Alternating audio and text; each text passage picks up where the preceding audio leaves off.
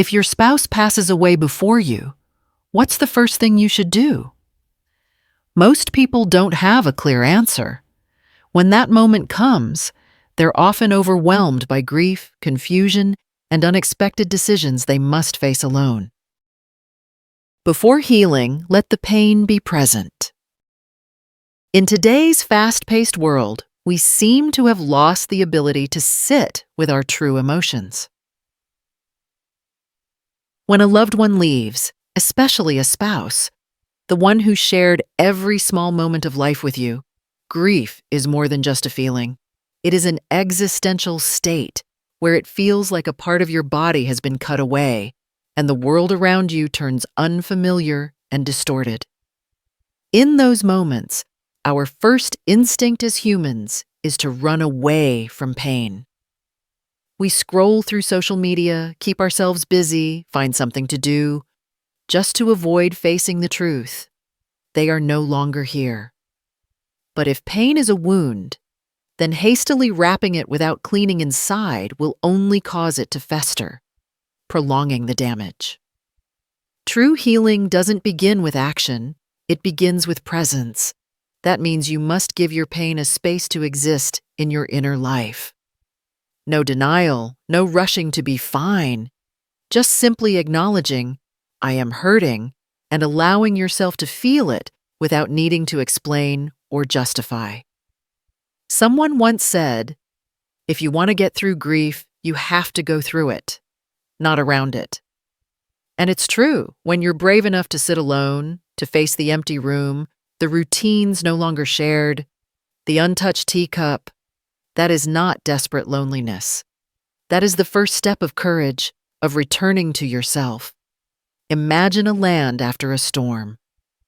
Trees fallen, houses in ruins, but the ground remains. And only when you stop running and honestly face that destruction with clear eyes can you begin to plant seeds of life again. Likewise, only when you stay long enough with your pain and listen to it can you understand what within you is breaking and what remains whole. We often think suffering makes us weaker, but sometimes it is in our weakest moments that we find true strength, the strength of not running away. You don't have to pretend to be fine. You don't have to hide your tears. Cry if you must. Write if you can't speak. Hold yourself as if you are the only friend you have left, because that's exactly what you need right now.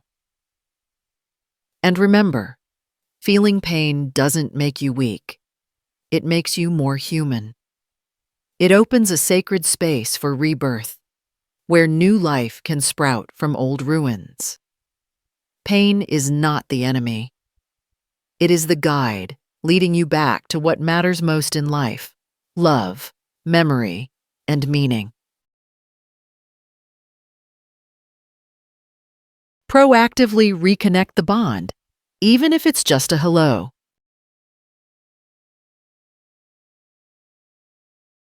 When a loved one passes away, especially a longtime spouse, the space around you doesn't just become quiet, it becomes heavy and distant. The once warm home suddenly turns into an echo chamber of absence. And in that very silence, isolation doesn't knock with sound. It seeps in through the stillness. Many people think they need to gather their thoughts, wait for things to settle before talking to someone. But the truth is, the longer you wait, the easier it is to be pulled deeper into the vortex of loneliness. Grief can cause you to retreat, but that's exactly when you most need a hand. And sometimes you have to be the one to reach out first. Taking the initiative to connect doesn't mean you have to share everything or pretend to be strong. Sometimes all it takes is a simple message. Can we talk? Or opening the window to let in the light, stepping outside and saying good morning to a neighbor. Just enough to remind yourself, I still live in a world with people around me. Not everyone knows how to comfort others. Many are afraid of making you hurt more, afraid of saying the wrong thing, so they choose silence. That's why you shouldn't wait for them to come to you. Create the chance for them to know you need them. That's not weakness, it's an act of wisdom and courage. You're choosing connection over closing off. In my personal experience, a friend once told me that after her husband died, she didn't receive any messages during the first 3 days. Not because people forgot, but because everyone thought, let her have some quiet time. It was only when she picked up the phone to call an old friend, not to cry, just to ask, how have you been? That the circle of loneliness began to break. A simple check-in led to a coffee meetup. That coffee led to laughter, and that laughter, though mixed with tears, was the first sign of revival. Connection doesn't have to be grand. No need for deep advice or life philosophy. You just need to speak up, even if your voice trembles. Say, I don't know what I'm feeling, but I don't want to be alone. And in that raw honesty, people become closer than ever. Don't let paperwork be a burden in your grief. In the depths of grief, thinking about paperwork, documents, or administrative procedures can seem cruel. How can you search for insurance contracts, reopen savings accounts, or apply for a death certificate when you haven't even accepted that they're gone? But reality is harsh. Life doesn't pause to give you more time to mourn. Behind the tears lie a series of duties you're forced to bear. The will needs to be validated. Bank accounts may be frozen if there's no legal heir. Life insurance, property papers, loans, digital accounts. All these must be handled soon to avoid future complications. And if you delay too long, financial troubles may weigh down on you or others in your family. Organizing paperwork isn't just a responsibility, it's an act of love for the one who passed. You're completing what was left unfinished, protecting their assets and wishes, and also securing your own future. Every document you handle, every signature you make, is a small step out of the darkness, not because you've forgotten the pain, but because you're learning to live with it. Find someone trustworthy to accompany you, a relative, a lawyer, or a friend with experience. Don't try to handle everything on your own. Sometimes, just having someone sit beside you, help sort documents, jot down timelines, remind you of important things, is enough to make you feel you're not alone on this journey. I once witnessed a woman, at her husband's funeral, return to her desk after the guests had left, open each drawer, and organize every paper related to pensions, health insurance, and the house contract. When asked why she didn't rest, she simply said, "If I don't do it now, I might not have the strength a few days later." That sentence helped me realize dealing with paperwork isn't about being cold. It's about staying clear-headed in the storm. What's frightening isn't the paperwork. It's the idea that organizing documents means admitting they're truly gone. Every time you open a drawer, every time you see their signature on a contract, it feels like your heart tears a little more. It's hard to battle emotions while staying sharp through clauses, terms, numbers, and timelines. That's why the first thing to remember is you don't need to finish everything at once. What you need is a plan. Small, clear, step by step. Write out the items to resolve, divide them into categories: legal, financial, property, personal, and every time you complete a small task, give yourself a break, as if you've just climbed over a hill on a mountain trek.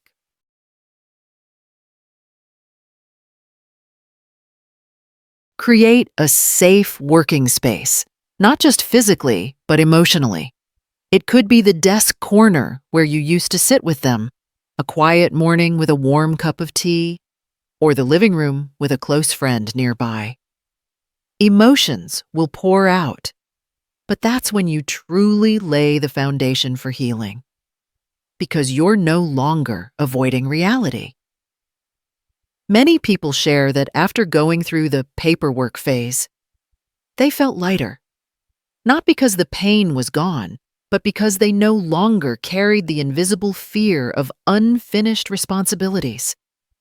Settling the will, transferring property ownership, closing bank accounts, paying off debts. These not only prevent legal disputes or complications, but are also the final acts of respect you give to the deceased, just as you once loved them in life.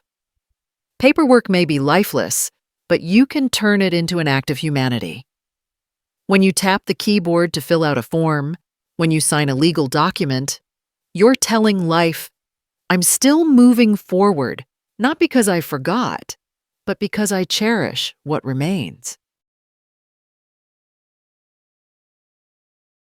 Take care of your body, not because you're fine, but because you need to survive.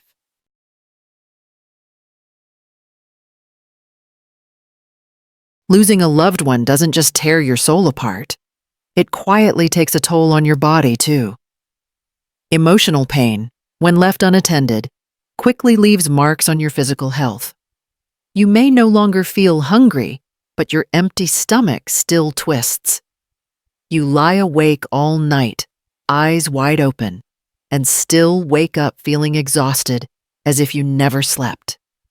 You forget to take your meds, stop caring about your heart rate, blood pressure, or the pounding headaches. You might think, eating, exercising. How can I do any of that when my heart is shattering? But the painful truth is, if you don't care for your body now, you won't have the strength to continue the journey of healing. Taking care of your body isn't a sign of getting over it. It's an act of survival. It's how your body calls for help in the middle of the emotional desert, a tiny flame keeping you warm through the winter of grief. Sometimes just one decent meal, a warm drink, or a short nap can make a world of difference.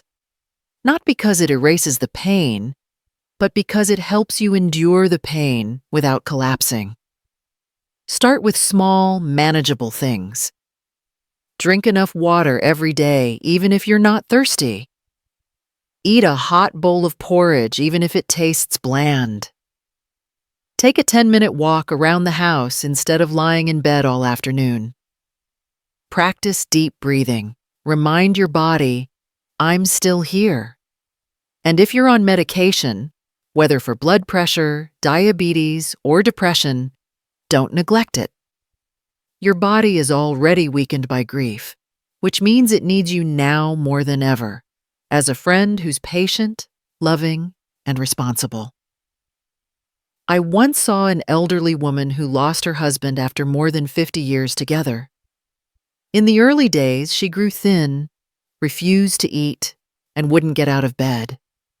But one day, her 10-year-old granddaughter brought her a bowl of vegetable soup, set it on the table, and said, "Grandma, eat it, so I can still have you."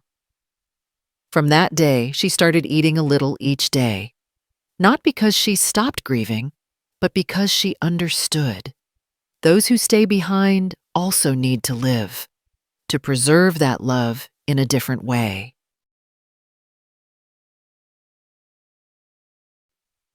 Don't let grief-driven decisions become a second scar.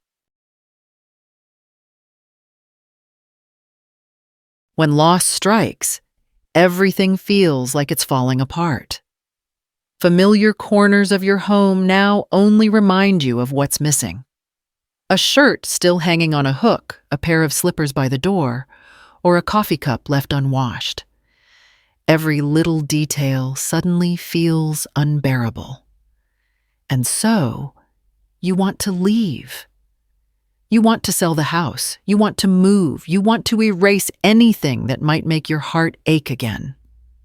But please pause. Not because you don't have the right to change things, but because right now your mind is flooded in a storm of emotions. Decisions made in this state rarely reflect your true needs. They come from the urge to escape the pain as fast as possible. And that can easily lead to another kind of loss: regret.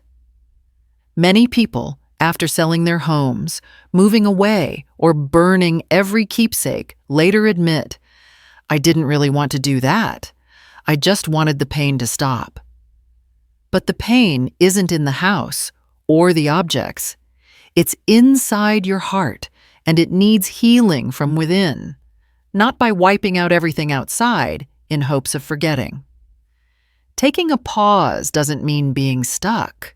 It means giving yourself space to breathe, a safe zone where your emotions can settle before deciding what truly matters for your new life. Maybe in a few months, you'll still want to move. But by then, it'll be a conscious decision, not an act of desperation.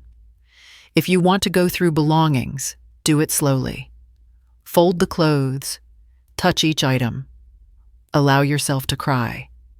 You might keep a shirt, a book, a letter, as a cherished memory, not something to throw away like it never existed.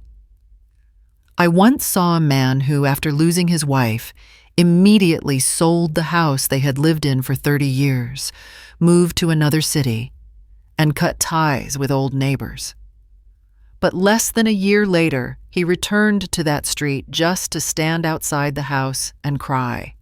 Not because he wanted to relive the past, but because he realized you can't run away from pain. You can only learn to live with it. If possible, write down your thoughts before making any major decisions. Read them again tomorrow, then next week, then a month later. And if you still want to go through with it once your heart has calmed, at least you'll know you didn't act out of panic, but because you were ready to step into the next chapter. Quietly rebuild yourself from the collapse of a we. When your spouse passes away, what you lose isn't just a person. It's half of the habits that once bonded you two. The laughter mixed with little arguments. The plans that never had time to come true. It's the name you used to say before sleeping. The hand you instinctively held when crossing the street. The shadow always cast on the wall when the lights came on. Now there's only you left.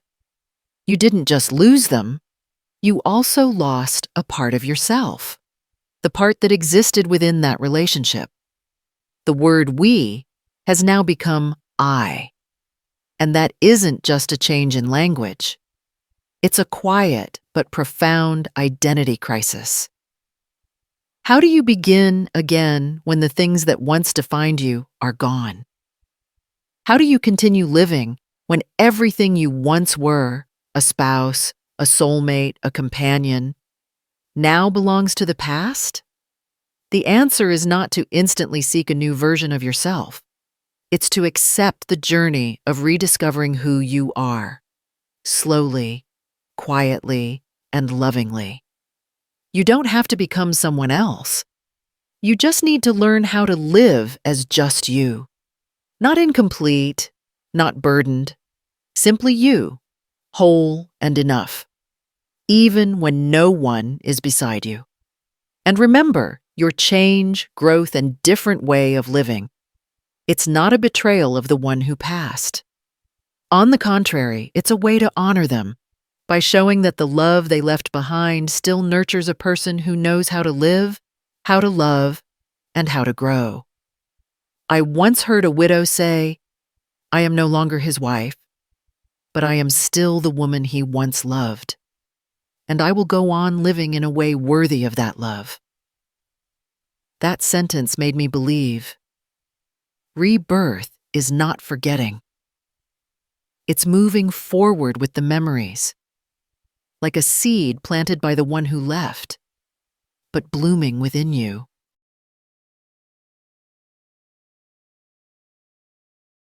Losing your life partner is one of the deepest wounds life can offer, but you are not alone.